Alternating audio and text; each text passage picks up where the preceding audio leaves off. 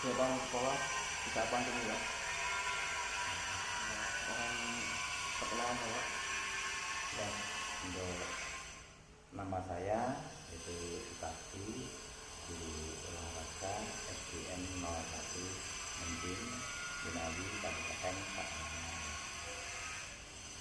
Itulah perkenalan dari saya. Ya, langsung pertanyaan saya Pak. Yang pertama itu, apakah pembelajaran sebelum dilaksanakan seperti biasanya Pak? Ya, untuk masa pandemi ini lewat pembelajarannya yaitu melalui daring. Di samping itu juga ada home visit yang jelas, yaitu lewat teori-teori yang disampaikan lewat daring dan home visit. Oh, ya. Untuk proses pembelajarannya saat pandemi itu seperti apa ya Pak? Ya, untuk daring ya tugas lewat online untuk siswa belajar di rumah. Sedangkan untuk home visit yaitu guru mendatangi siswa sehingga guru bisa menyampaikan materi-materi pelajaran yang akan diajarkan. Untuk materi tersendiri untuk pembelajaran itu seperti apa ya Pak untuk pandemi ini? Ini kan online dan online daring ini maksudnya materinya seperti apa? Ya, materinya sesuai dengan kurikulum. Jadi ya ada di situ tertera masalah corona. Jadi itu juga disinggung. Dan tata home visit itu sebagai siswa menyediakan ya tempat cuci tangan, dan siswa juga memakai masker. Juga sebagai guru juga seperti itu, jadi tidak mengurangi dari protokol kesehatan. Nah, untuk siswa sendiri apakah diberi motivasi Pak? Kalau diberi motivasi itu seperti apa ya? Ya, motivasi ada, itu untuk penanggulangan COVID dampaknya. Itu anak-anak paling tidak di rumah juga jaga kebersihan, sering cuci tangan, terus berolahraga. Itu yang untuk penanggulangan COVID. Nah, untuk pembelajaran, nah itu juga di samping setelah mempelajari materi itu bisa dipraktekkan di rumah masing-masing, nanti di video lalu dikirimkan ke Pak Guru. Untuk pembelajaran sendiri kan ini ada kesulitan Pak. Untuk kesulitan pembelajaran itu seperti apa Pak? Ya, ada jadi kendala atau kesulitan yang terutama siswa, yang kedua itu wali murid. Nah, faktor utama yaitu masalah alat atau prasarana, yang terutama untuk siswa atau orang tua itu yang belum mempunyai alat komunikasi untuk HP, nah sehingga dia belum bisa untuk mengikuti pembelajaran baik daring maupun luring. Untuk strategi dan metodenya dari Bapak itu seperti apa Pak? Ya, metode itu ada, yaitu yang belum mempunyai perangkat atau belum punya HP, nah itu bisa bergabung yang terdekat sehingga menemui orang tuanya atau siswa, sehingga akan mengetahui materi apa yang telah disampaikan oleh Pak Guru. Nah, untuk kendalanya sendiri Pak, untuk strateginya itu kendala strategi dalam pelaksanaan. Ya, kalau strategi itu memang guru sendiri tidak bisa memantau sehingga anak itu apa betul-betul belajar atau tidak, sehingga kami juga kadang-kadang ada siswa yang mungkin jatah mengirimkan tugas itu terkendala, juga belum mengirimkan tugas. Itu yang kendala bagi guru. Nah, kemudian untuk dari sekolah sendiri kan tentunya mempunyai solusi untuk mengupayakan Maksudnya untuk menunjang keberhasilan dari strategi tersebut Pak, itu seperti apa? Mungkin dari Bapak sendiri itu seperti apa solusi untuk menunjang keberhasilan strategi tersebut? Ya solusinya paling tidak ya kita laksanakan secara home visit, sehingga guru harus mendatangi siswa, nanti dibuat secara kelompok kecil maksudku, jadi bukan kelompok besar, nanti dibatasi hanya beberapa anak dikumpulkan sehingga guru mendatangi itu di dalam pelaksanaan home visit. Kemudian apakah pembelajaran sudah sesuai dengan RPP yang Bapak buat? Kalau pembelajaran ya sesuai dengan RPP, istilahnya dari kurikulum yang kita tambahkan tentang COVID-19. Nah, untuk partisipasi dari peserta didik sendiri seperti apa Pak untuk mengikuti pelajaran ini Pak? Ya kalau anak didik itu kadang-kadang merasakan bosen ya, maksudnya bosen di rumah ngenyek HP. Kadang-kadang kalau megang HP terus belum tentu anak itu belajar lewat HP itu. Itu si siswa. Untuk mengajar itu sarana prasarana yang penting itu seperti apa ya Pak? Dalam pembelajaran.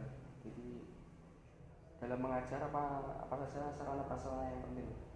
Ya yang penting sing jelas buku materi kan harus ada. Nah kalau lewatnya daring kan ya kita hanya menyiapkan materi-materi itu dan memberikan tugas pada siswa. Nah, kemudian kendala yang dihadapi saat pelajaran dilakukan tidak tatap muka seperti apa ya Pak? Untuk kendala yang paling nyata gitu saat tidak tatap muka. Ya kalau tidak tatap muka kendalanya ya itu hanya memberikan teori, jadi tidak bisa praktek.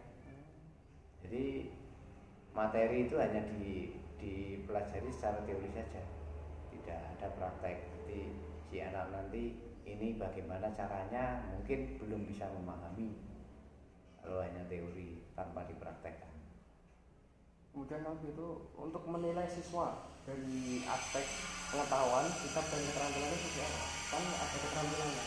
Ada, ya keterampilan yaitu jadi si anak di rumah praktekkan, terus di video lalu dikirimkan ke Pak Guru. Itu pada praktek ya Pak? Ya, itu yang prakteknya di video, sehingga kan aku tahu si anak ini gerakannya betul atau tidak. Itu penilaiannya. Untuk sumber belajarnya sendiri Pak, itu dari mana Pak? Apa saja yang diberikan Pak? Ada sumber yang diberikan, sumber belajar untuk siswa? Untuk siswa ya buku paket, juga ada buku pendamping. Mungkin apakah siswa diberi kebebasan untuk mendapat informasi, mencari informasi menggunakan sumber lainnya? Kalau di sini belum, jadi si anak juga memiliki buku pendamping juga buku paket. Jadi sumber yang lain belum ada. Mungkin dari internet itu siswa masih diperbolehkan Pak? Ya boleh, boleh. Ini kan syarat daring ya Pak. Maksudnya kalau ketemu langsung kan bisa langsung selesai pembelajaran, bisa langsung evaluasi. Nah ini kan daring. Untuk evaluasi sendiri itu seperti apa ya Pak?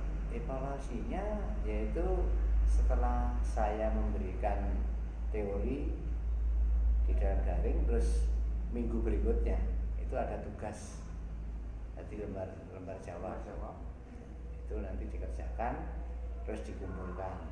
Itu tidak dikirim lewat HP atau WA, tapi dikumpulkan pekerjaannya.